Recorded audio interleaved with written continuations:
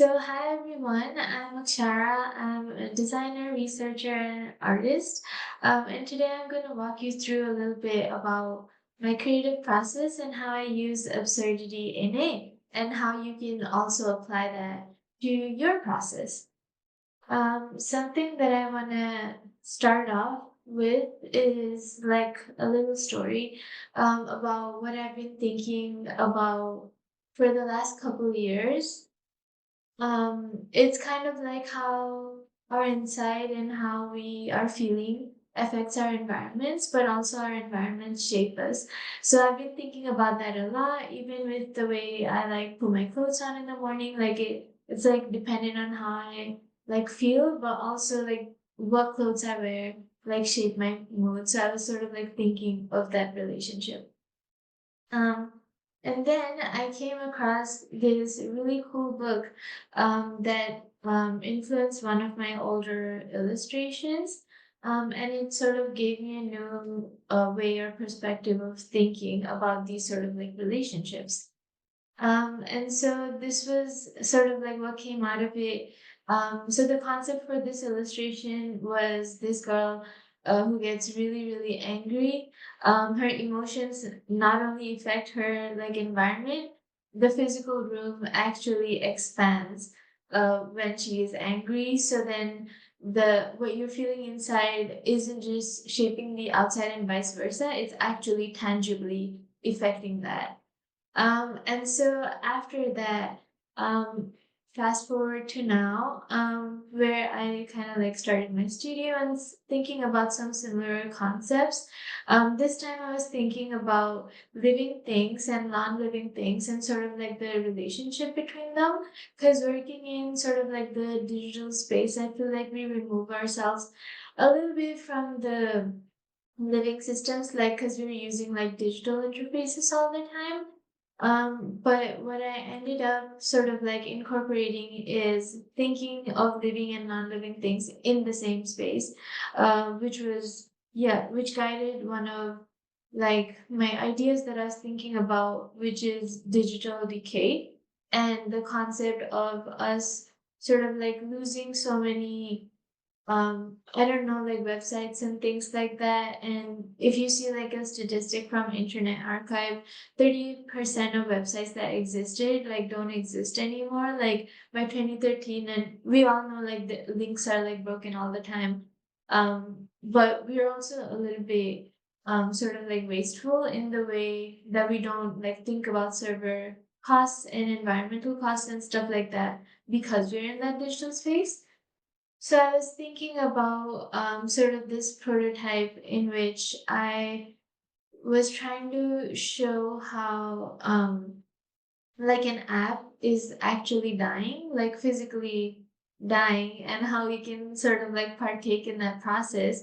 And it might seem like a very absurd concept, which it is, but by sort of like seeing like something inanimate as something like real and living and part of living systems, we sort of like have a little more respect towards, I don't know, like apps and things like that, which sort of sounds weird to say, but then again, these things do take up like a lot of space in the physical world in terms of environmental impact and server costs and things like that.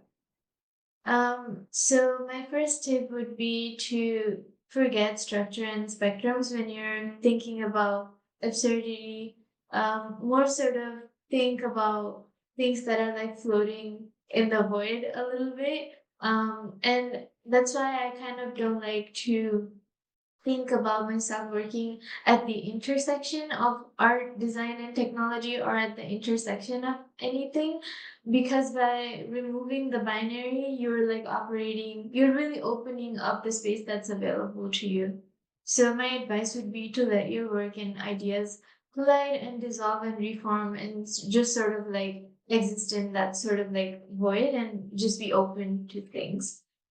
And my second tip would be to ask absurd questions. This is how a lot of like my projects start for me personally. One example would be, what are some non-human ways of communicating through interface? Which is where I was thinking about like what does it look like to not just operate apps through like visuals? Like, what would it look like to operate apps through something like light or some other type of senses? Which sort of sounds weird, but you'll almost always, at least in my experience, find that someone else has already done some research or done something similar. This is a design studio called Non-Human Nonsense, and they work sort of like in the speculative design sphere. And this is a mosquito translator. This is not like an actual mosquito translator. You can't actually understand what the mosquitoes are saying and vice versa. But it was sort of like their take on like what does it mean to kind of like think outside of just like a human centric sort of like way. Um, but yeah, and also consider engaging other senses. I think with visual design, we're very often just restricted to um like just the visuals and what we can see, but I think sort of like engaging like other senses like sense of smell. I've really been getting into like perfumes and stuff like that, and they can be a great tool to sort of like have a richer experience of the world. And yeah, they can totally sort of like kind of enrich your own work in like visuals when you're sort of like expanding the context to more senses. And for you, that could look like anything else as well, like something more tactile. The third thing is designing like a fiction writer. So when you're writing, don't just or like when you're designing. Me personally, for my workflow, I don't only think about the business side of things or like the solving side of things. I like to think about the thing existing in a bigger space and sort of like having like a systems thinking, almost sort of like a world building, like storytelling perspective to it, where I'm really paying attention to all the little details and everything that exists, not just about the object, but outside of the object as well. Um, and the last thing would be kind of starting with a vibe rather than like a use case. And sometimes meaning emerges in making, and you just gotta keep your eye open and you just gotta look out for stuff, and you don't have to rationalize or make everything like logical. Sometimes meaning will emerge out of like just you making things. And this is sort of like an example of what I meant when I said that. This is like I was like walking by the river, and then I saw this shopping cart sort of like half submerged in water, and it made me think about what happens to like all the shopping sites after like humans are gone. And I don't mean it in a dystopian way, like in like a doom and gloom way. Like it's sort of like thinking about the after effects of like things and objects lingering after like long after there is no use case for them. So then this came out of that. And when I had taken the picture, I didn't know what it was going to be about, but I still took the picture because it was interesting. And even if I didn't make anything out of it, it would still be valuable because you just notice things and you like observe things, and it helps you have a richer experience in life. Yeah, and these are my book recommendations, which really helped me sort of like expand my worldview and think in a more sort of like surrealist, like absurd fashion. I would totally recommend a lot of these.